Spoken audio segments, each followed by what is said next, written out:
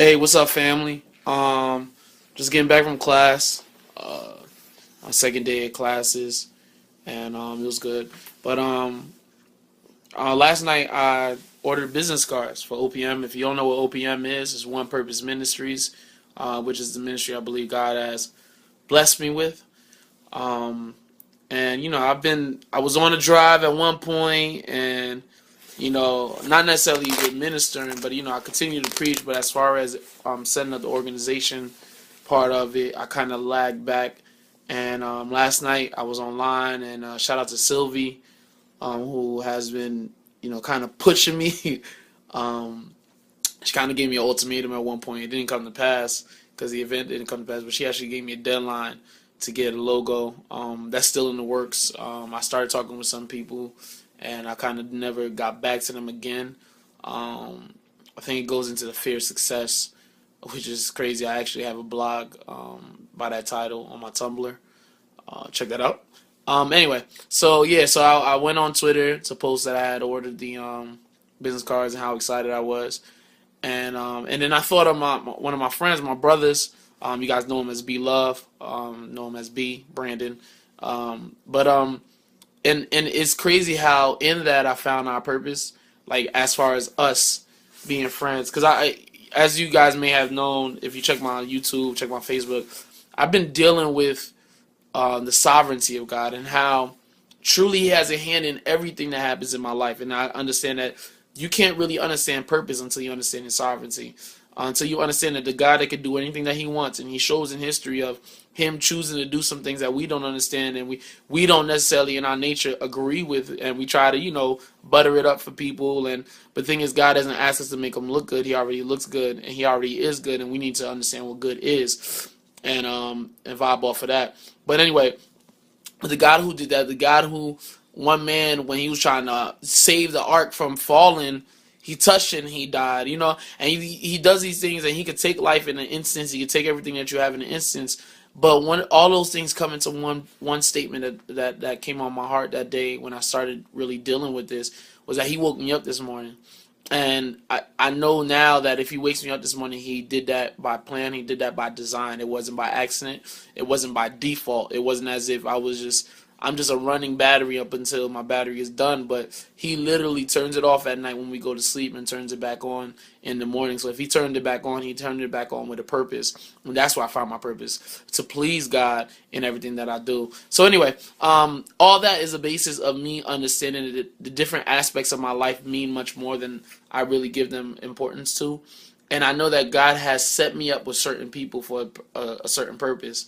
And I just locked in. I just, fell into the reason why, me and Brandon have linked together, because we complement each other so much. You know what I mean? Where he's weak, I'm strong. Where he's strong, I'm weak. And it's like we inspire each other to do better in those areas. And my question to you is, when you look at the friendships that you're in, when you look at the relationships that you're in, when you look at the places where you are, why? Ask yourself why. Why are you there? Why are you friends with such and such?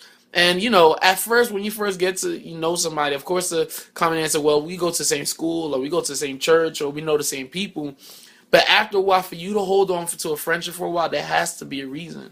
What can you get out of it? And it sounds like a selfish question. We've been geared to hear that as a selfish question because it has had negativity being brought out of it. But your question is, what can I get out of this? How can I not only how can I advance my life? How can my life get better from this relationship that I have? And I'm not saying that there's always something that you get from, but even from you giving, that can help your life. Because I'm not totally with those people that say, well, cut off anybody that's under you. You need to stick to people higher, because you are supposed to be that higher person in somebody's life. So if you're looking for somebody higher, and if everybody goes by that philosophy, then nobody will allow you in their circle because you're lower than them.